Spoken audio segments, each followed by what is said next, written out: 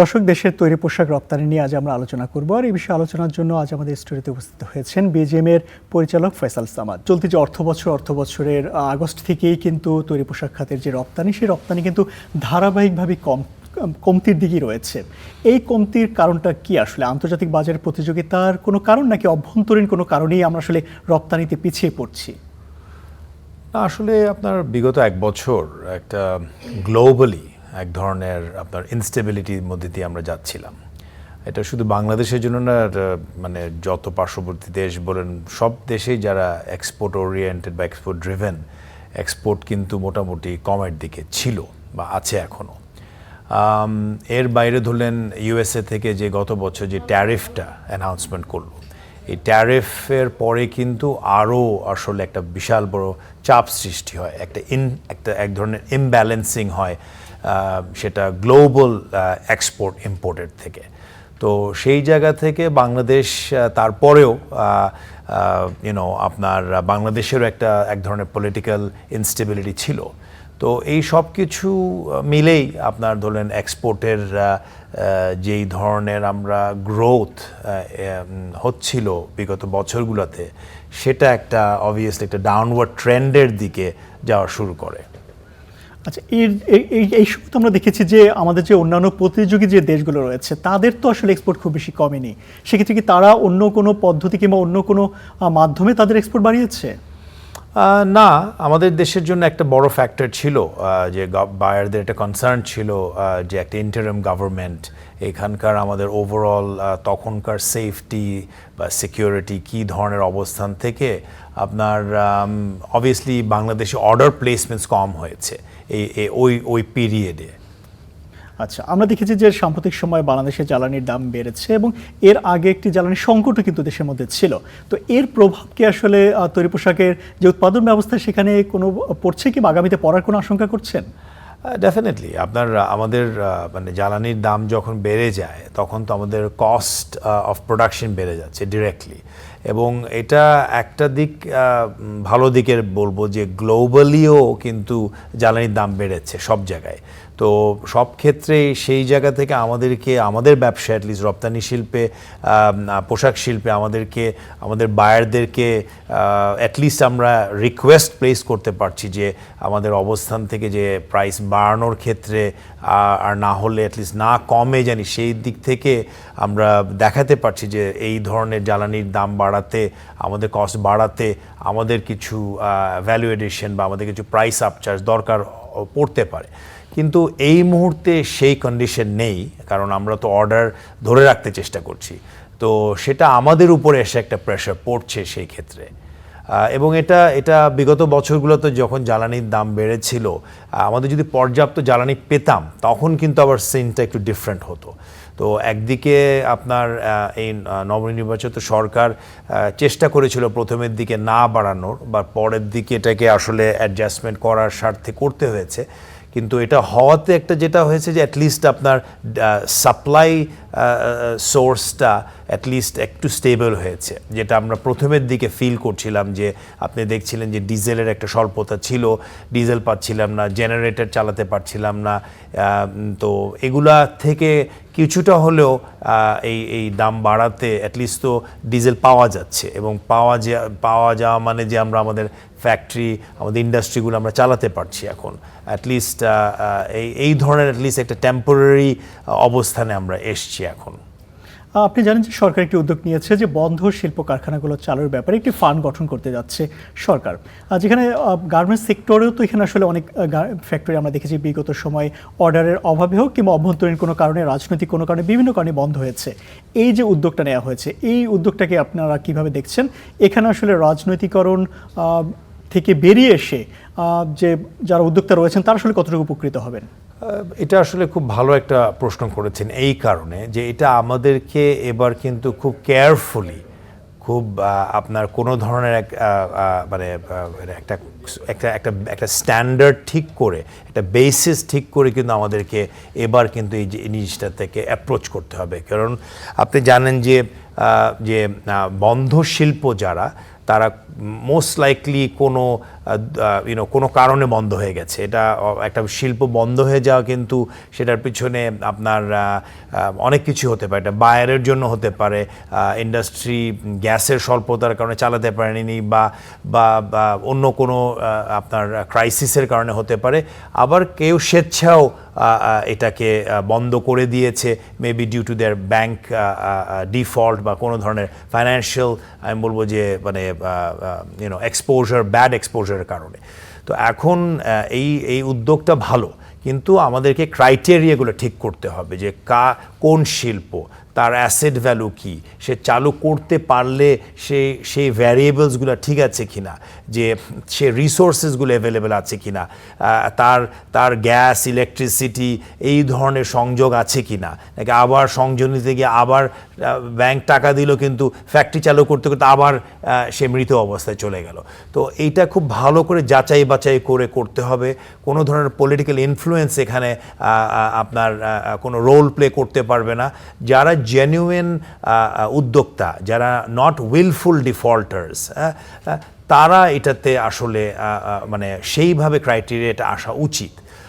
So আমার মনে হয় যে এর সাথে সাথে আসলে এটাও সরকারকে দেখা উচিত যে আপনার যে উদ্যোক্তারা এখন আপনার ব্যবসায় আছে, অনেক আপনার স্মল মিডিয়াম ইন্ডাস্ট্রি আছে, আপনার যারা ব্যাংকের কারণে হতে পারে বা কোনো লাইসেন্সিংয়ের কারণে হতে পারে, তারা কিন্তু তাদের পোটেনশিয়ালে ইন্ডাস্ট্রি পরিচালনা করতে পারছে না। তো এই যারা ইন্ডাস্ট্রিগুলো আছে, এখানে কিন্তু যদি গভর্নমেন্ট তাদেরকে সাপোর্ট দেয়, তাহলে কিন্তু এখানে কিন্তু একটা ভালো আপনার ভ্যালু এডিশন এবং গ্রোথের সম্ভাবনা থাকে।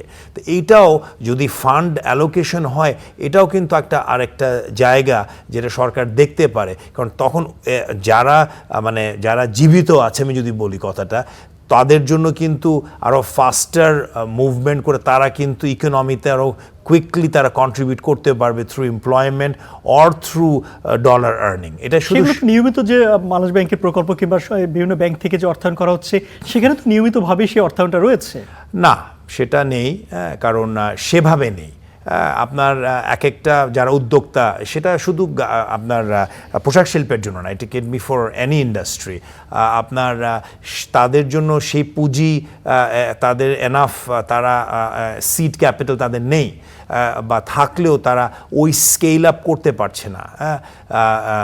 তাই তাদের দরকার যেটা, যে এই ধরনের সাপোর্ট যদি তারা পায়, তাহলে তারা এটাকে স্কেল আপ করতে পারবে তাদের ইন্ডাস্ট্রি। সেটা আপনার পোশাক শিল্প হতে পারে, সেটা চামড়া হতে পারে, সেটা অন্যান্য ইন্ডাস্ট্রি হতে পারে। আজকে আমি আমাদেরই একটা গভর্নমেন্ট এবং বিজিএমের ইনিশিয়েটিভে আমরা একটা এক্সিবিশনে গিয়েছিলাম। আজকে ওখানে দেখলাম যে আপনার যে প্লাস্টিক বটল কালেকশন, এখান থেকে যে আপনার একটা ইন্ডাস্ট্রি হতে পারে, এটা দেখে আসলাম আজকে। এবং এটাতে কিন্তু আপনার পরিবেশের জন্য একটা পজিটিভ আপনার ইম্প্যাক্ট। সো এর জন্য এই ধরনের fund should be utilised in the right way, in the right industry, এবং towards the positive development.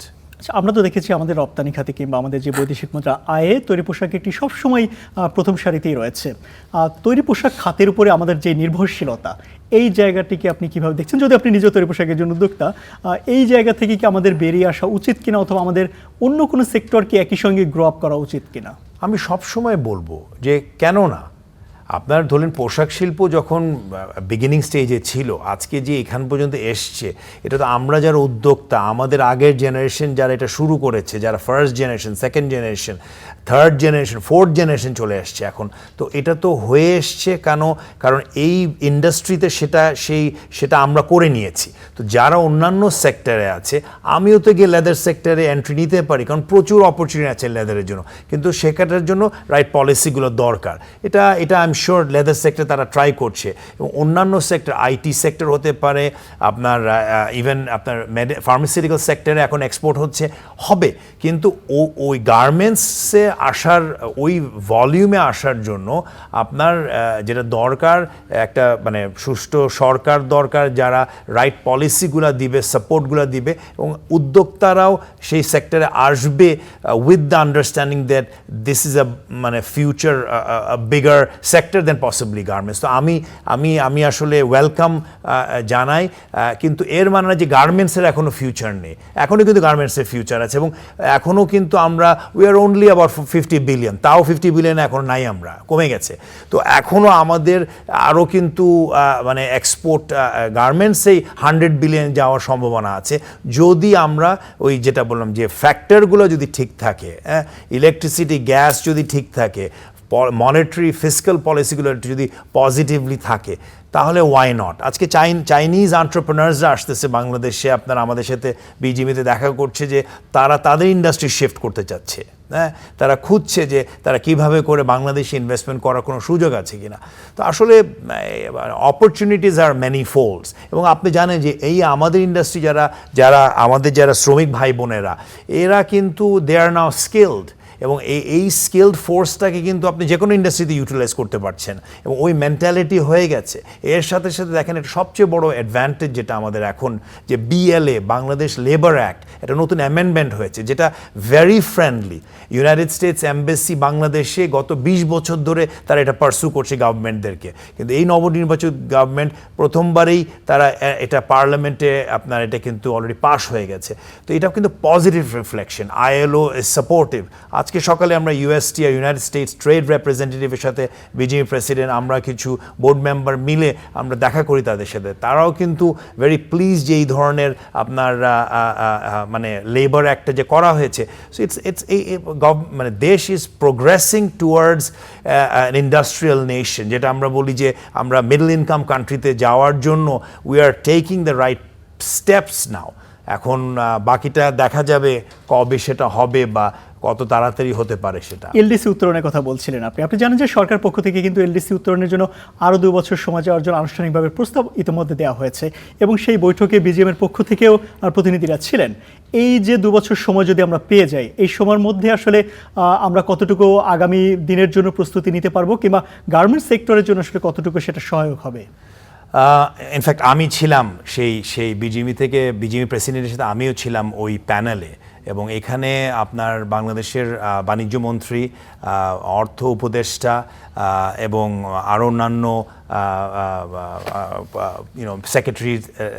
Secretariat থেকে সেক্রেটারি মহোদয়রা ছিলেন ওখানে। এটা আসলে কি যে আমরা যে প্রসেসে আছি, আমরা একটা জায়গায় পৌঁছাতে চাই, মিডল ইনকাম কান্ট্রি, এটা আমাদেরও প্রত্যাশা, কিন্তু সেখানে যাওয়ার জন্য আমাদের প্রস্তুতিটা কোথায়? আমরা সেভাবে করে এক ধরনের শুনানির মাধ্যমে আমরা 3 বছর চেয়েছি। আমরা বলেছি যে বিটুইন 3 to 5 ইয়ার্স আমরা গ্র্যাজুয়েট করতে চাই, এবং করতে হলে আমাদেরকে কী করণীয়, আমাদের চ্যালেঞ্জেসগুলো কী, সেগুলোকে আমাদেরকে কিন্তু জায়গাতে নিয়ে যেতে হবে। সেটার জন্য প্রস্তুতি আমরা এখন শুরু করব। আগের বিগত গভর্নমেন্ট তারা মেবি চেয়েছিল বা বলেছিল, কিন্তু আমরা প্রস্তুতিটা নেইনি। প্রস্তুতি আসলে কেন নেইনি? অনেক আগে থেকে তো এই বিষয় নিয়ে আসলে আলোচনা হচ্ছে।